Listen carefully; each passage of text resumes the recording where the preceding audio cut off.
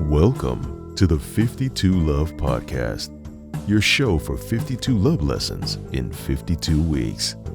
Before we dive in, remember you can find the video version of this episode on YouTube along with the rest of the series. And now here's your host, Ms. Tonya Todd. Hi, everyone. Thank you for joining us for another episode of the 52 Love Podcast. And as you heard from my nifty new introduction from BZ, I am your host, Tonya Todd. 52 Love started as a blog series where every week I would give an intimacy tip to help improve romance in your relationship. And the 52 Love Podcast explores one of those tips with a new guest every week. This week's intimacy tip is going for a walk with your partner. And today's guest is here to share their experience with you. Paul and Christi, why don't you introduce yourselves and let us know, tell us what our audience should know about you. Okay. Well, I'm Paul McLerran.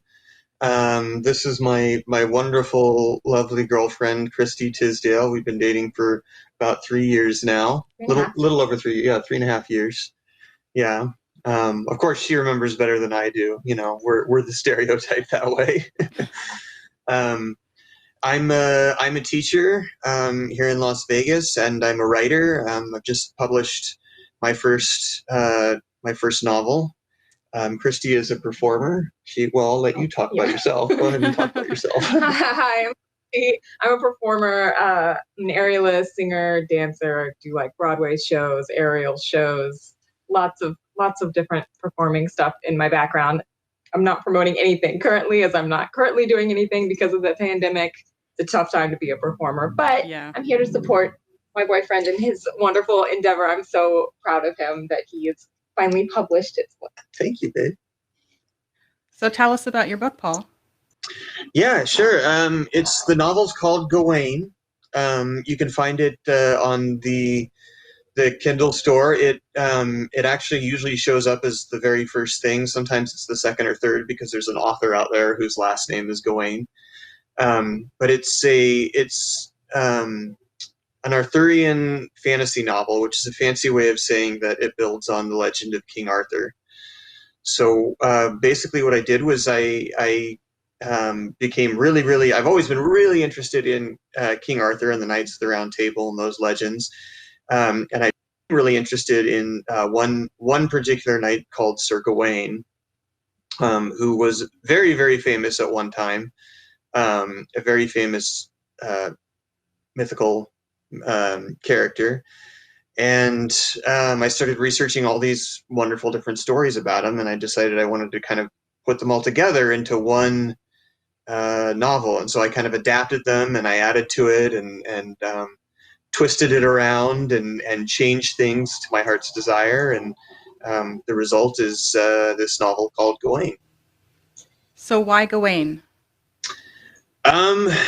I think what really attracted me to the character was that he's known as one of King Arthur's greatest knights. But what's really interesting about Gawain is that when you look at his background, he shouldn't have really been a knight of King Arthur at all. He should have been fighting against him. His father led the big rebellion. In most versions of the Arthurian legend, when King Arthur first becomes king, there's a big rebellion against him, all these northern lords, and they're led by King Lot. King Lot is Gawain's father.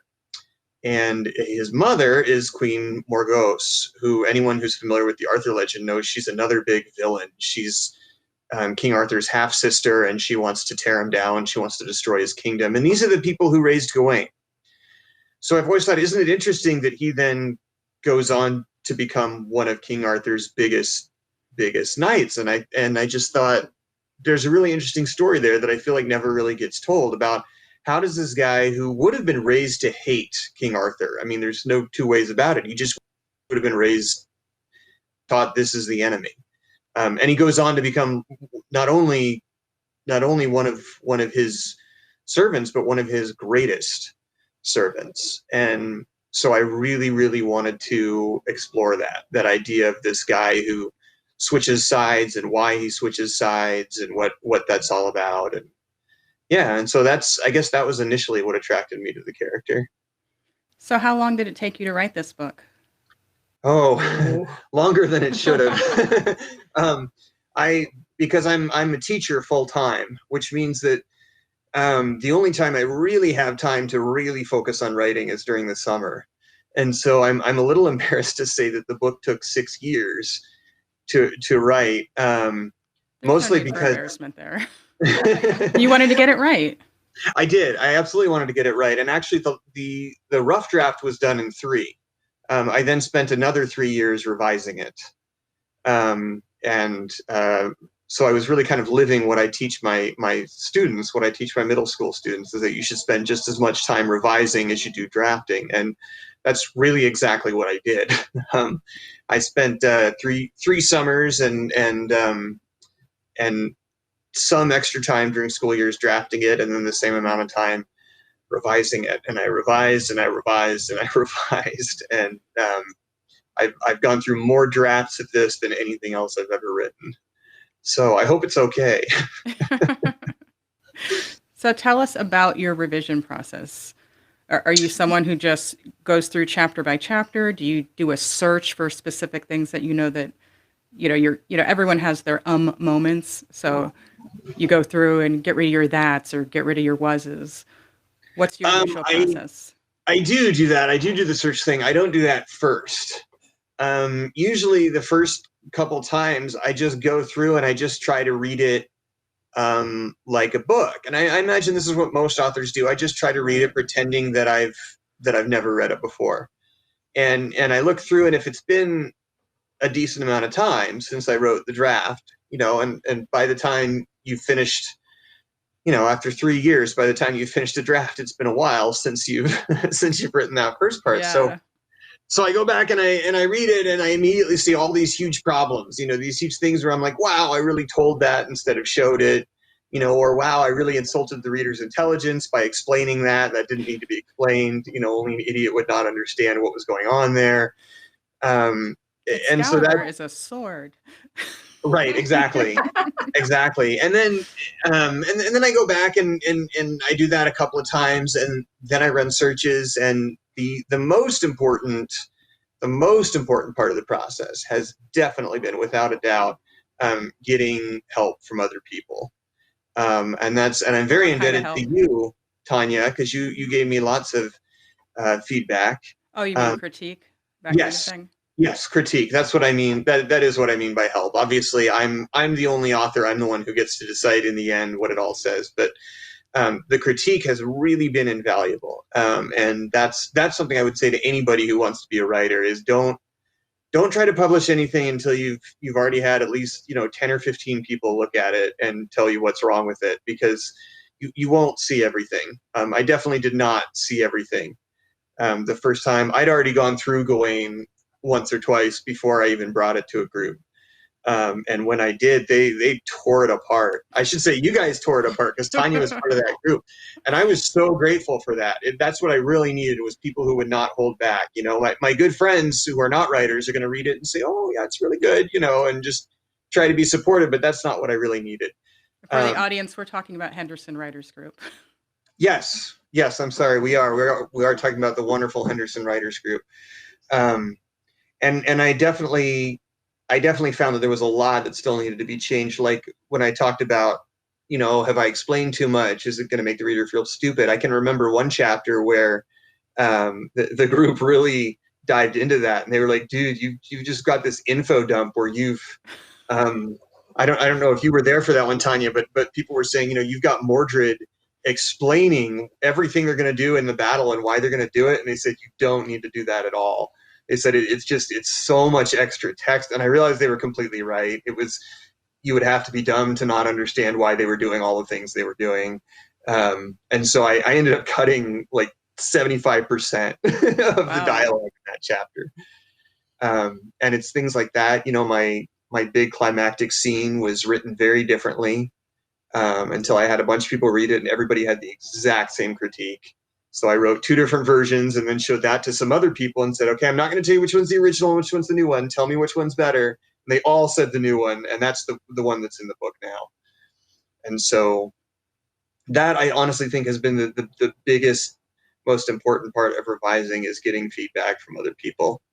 And then once I've done that, then I'm going back and I'm starting the process all over again. Then I'm going back and looking through it again and pretending to be a reader again and running searches for the words I might be using too much again, and running searches for LY to see how many adverbs I've used. And are they too, and Tonya's laughing because this is something she's pointed out to me, that I have a tendency to use too many adverbs.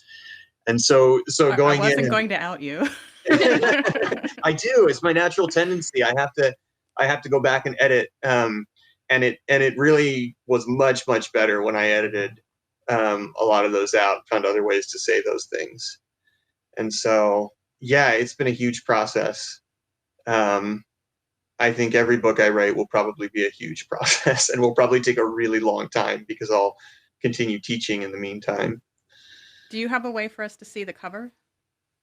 I don't know if there's a way for us to see the cover on via this platform. Christi's loading it up on her phone. I guess we could do it that way. She's on it. It is an awesome cover. I actually did not design it. I did design a cover. I thought it was okay. I thought it was pretty good. Christi did not. It was pretty good. And he did a lot of work. He's colorblind, so his sense of color is off. And I showed it to a friend of mine who's a graphic designer, and he took one look at it. He was really nice. He said, "It's cool. I like it. It could use a little cleanup. Would you mind if I messed with it a little?" And I said, "Sure." And so he sent it back, cleaned up. And he also said, just in case you're interested, here's something I came up with. And that was this. Yeah, that's awesome. And it was way better than what I had. It was it was the same idea. It was the hilt of a sword. I didn't want any characters to show on the cover. I want the reader to be able to imagine them. I just wanted this hilt of a sword and this kind of heroic title. And his just it just blew me away. I was like, dude, can I just use that? You know, and just credit you in the book, just say this guy did the cover. I hope he would ask. Right. And he said, absolutely you can. And I was like, it's so much better than mine. Christi took one look at it and like she hadn't even examined it yet. She hadn't even really examined it. She just one glance, she said, ditch the one you got, use that one. So much better. You know, that's a testament to them loving you enough to tell you the truth. Yes. Oh yeah, I will. They could have just said, "Oh yeah, it's great." Right. You know, the first cover was not great. The sword that he picked was just so wrong. Yeah. And it was so wrong. There's a couple other people I showed it to as well, and they were like, "Yeah, it looks good." But then I showed them the new one, and they were like, "That's way better." Yeah. And it's a beautiful cover. So, what I've learned from this is I am not a graphist. So does he sell his work? His name is Cody Wilkerson. He does sell his work. He used to have a specific website for it, but either it's changed or he's taken it down. I haven't actually been able to find it. Well, get used to people asking about this because it is a beautiful cover and it's fantastic. You know, it might earn him some more work. It's fantastic. Yeah, he's amazing. He's done so many great pieces. He showed them off on Facebook. There's been a couple that honestly I've wanted to buy. But I just don't have any money. Please buy the book. I don't have much money, and so I haven't. But he's amazingly talented. I feel like I'm incredibly lucky that he would volunteer to just make the cover for this. And if the book is any kind of successful, I'll want to send him some money because he did it for free, which was this amazing thing for him to do, and I feel like he deserves to be paid for it. So we'll see if I make anything. Yes. Well, this week's tip is about going for a walk with your partner, and you said that there was kind of an amazing tie-in that it ended up being perfect. Tell us why. Well, the tie-in, and we definitely want to talk about how Christi and I have used this too. But the tie-in that I talked about for the book is that I didn't even realize this until after you and I talked about about what this topic was, and I realized my main character in my book, Gawain, this going for a walk with your partner, that is basically his first date in the novel. They don't call it a date because it's medieval fantasy, but the woman who's his primary romantic interest, when they first meet, he's I don't want to give too much away, but he's being strongly encouraged by a friend to to start seeing more of women, because, you know, in the Middle Ages, it's a big deal. If you're a single guy, it's like, dude, you know, if you're a noble, got to get a wife, got to start turning out some kids. So a friend of his is sort of strongly encouraging him, and there's these three women it's a there. truth universally acknowledged. Yes, exactly. There you go. It's Pride and Prejudice in the Middle Ages. But he's trying to kind of pressure Gawain into taking one of these nice young ladies on a walk, and Gawain intentionally picks the one who his friend did not invite. She just kind of tagged along, and she's not like the other ladies. She's very tomboyish. She's the opposite of what you would expect a middle-aged woman to be. And he picks her partly to spite his friend, but partly because he's genuinely interested in her, and they go for a walk. That's what they do. They walk along the castle battlements and they talk. And for clarity, when you say a middle-aged woman, you mean a woman of the Middle Ages? Well, yes, a woman of the Middle Ages is what I mean. Yes, she's actually a very young woman. So is Gawain. He's at that point in the book, I think I have him at about, I think he's 20. God, I have to go back and look. And so I never say her age, but it's implied that she's his age. And so, that's how their romance gets started. So tell us about your experience with this, you and Christi. Oh, we've had some awesome experience. Do you want to? I've been talking my butt off here. Do you want to share a little bit about? I mean, I think for us, walks are extra special because literally exactly a year ago at this time, Paul was in a coma. So being able to take a walk at all for us is become kind of a bigger deal. It's more special now because we had a period there where we couldn't. And so now it's like even more special to us, but we like to go on walks, just like we'll go take the trash out and then go walk around our complex when Jupiter and Saturn were like December 21st. So to speak. Yep. We went out to go see that. We went out the other, like a few nights ago, to go see the triangle that it was supposed to make with Mercury too, but we weren't able to see it. But we still had fun just hanging out together, just walking around. Like take walks to do that, or just take a walk to walk. So a couple of my favorites that we've done are around Christmas time, and it was you who suggested this. To go look at the lights. Mm-hmm. Our apartment complex did like a sort of contest. They were giving away prizes for like the best balcony lights. So I was like, let's go and look at all the lights before everybody gets judged, because we waited till like right when the judging was about to happen so that everybody would have had time to put their stuff up, and then we walked around at night to go look at everybody's lights and stuff. Yeah. And that was really fun. I like looking at Christmas lights. That really was. And it was, we walked around talking about, okay, which ones do we think are going to win? Which ones are our favorites? And we ended up having a great conversation. There were two or three that we were like, these have got to be like the top three, but we disagreed about which one would win.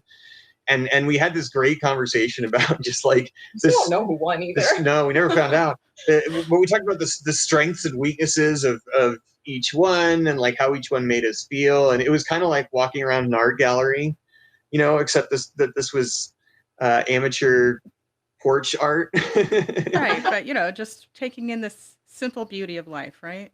Yes. Yeah, and it was just a great experience getting to spend that time with her, with Christi. Growing up, my family and I, we used to drive around the neighborhood and look at all the Christmas lights, and so it was really nice getting to do that with the woman that I love, and getting to spend that time with her and to share that experience with her. And speaking of love, actually, when I don't know if you made this connection too, but when I was thinking about walks, the first time I told you that I was in love with you, we were on a walk. We were. He took me out for my birthday. He did it on my birthday, and he had taken me to the Cheesecake Factory we lived in Henderson, so it was the one that's in the Green Valley Shopping Center area. So after dinner, it was, my birthday's right near Christmas. My birthday's a week before Christmas on December 18th. So like there are Christmas lights up around my birthday. So it made for a really nice walking experience. Mm-hmm. And so after dinner, we went for a walk around the shopping center, and all the trees have all the lights, and it was so pretty and it was so nice. And he had been teasing me all day by not saying I love you and saying things like, I love pizza. Right. I love Star Wars. And I was like, I just want you to know that I love Elf. It's such a great movie. Yeah. And Did then you already know that he loved you? when I finally did say it, I was like, I love, and she's like, oh, I know, you loved dinner, or you loved, this movie or something. And I was like, no, I love you. I want you to know that I love you. And she got all teary and said, I love you too. And yeah, and it was pretty awesome. So yeah, we've definitely had really good experience with walks. We like walks. Yeah, those are all of our dates now are either walks or movies at home because of COVID. We can't go anywhere. We have to stay extra safe. Right. So for us, the best time to walk is nighttime. So we're always on nighttime walks. Mm-hmm. And and it's good weather for it right now. Yeah. But I think the really important thing is just getting to spend time with the person you're in love with and just making the time to just talk. Yeah. And walking is a great way to do that because you're getting some exercise, you're getting the blood flowing, but you're not in the middle of like an activity that requires all your attention, right. like playing a sport or this is what a huge nerd I am. We Christi and I used to sometimes go to arcades. It was fun. and play the games and stuff like that. And so, but when you're walking, it's like you're still moving around, you're still getting some exercise and movement, but at the same time, you're free to kind of talk about whatever you want to talk about. You get to focus on each other because even though we live together and we're pretty much together 24/7 now, it doesn't mean that we're sitting there staring into each other's eyes 24/7 and we can go a whole day like sorry, this is our dog who's sitting in my lap. Who wants attention? Yeah. We can go a whole day where, I might be doing stuff in the other room and he's in another room teaching and taking care of students. And so we may not necessarily interact all day long. Yeah. So this is like specific time where we're like really focused in on each other as opposed to just existing in the same space. Yeah, that's a great way to put it. And, this is one of the tips that was put out before everybody started lockdown, but there's no bad time to do it. No, not at all. Yeah, not at all. We had some great walking experiences even before the lockdown and even before COVID. Yeah. So definitely. Although we've walked a lot more, we've gotten a lot more walks since then. It's true. Well, I'm glad it worked out for you and that it was just, particularly perfect given your book and your history together. Before we go, will you tell everyone where they can find your book and how they can support you? Yes, absolutely. So you can find the book on if you go to the Amazon Kindle store. It's Amazon General. They can get the paperback now. Yes, or just on Amazon, the paperback is available. I recommend the ebook because it's weirdly enough, it's cheaper for you and it's more money for me because Amazon gives me a bigger piece of the pie with the ebook and they charge less. So I recommend the ebook. I really only put the paperback version out there because I do know plenty of people who say I won't read an ebook. I have to have a paper book. So I said, okay, well, hey, I'll go ahead and put out a paperback version then. But you can get it on Amazon. I don't have a website yet. I'm getting there. I do have a Facebook page. It's just author Paul McLerran. And I am continually updating that with any news about Gawain, anything else I write. And for the audio listeners, will you please spell McLerran? Yes, of course. It's McLerran, which is a very unusual spelling. So you'll want to on the Kindle or the Amazon store, if you search Gawain, it'll almost always be right there on the first page. If you search Gawain McLerran, it will be the only thing that shows up. So and of course you can follow the page, the Facebook page, Paul McLerran. Everybody's invited to post, everybody's invited to follow, and I'll put more information as I write more things and as I get more things published there. I actually should hopefully have a short story coming out pretty soon in a little little Henderson Writers Group anthology that we did. I haven't heard back yet. One, right? You were in the first one. Yeah, too, this will be. Well, they've done a bunch, but yeah, I have one other. The second time you've been part of it. Anyway. Right. And I actually haven't heard back yet. I'm hopeful, but I don't think the results are in yet. Okay.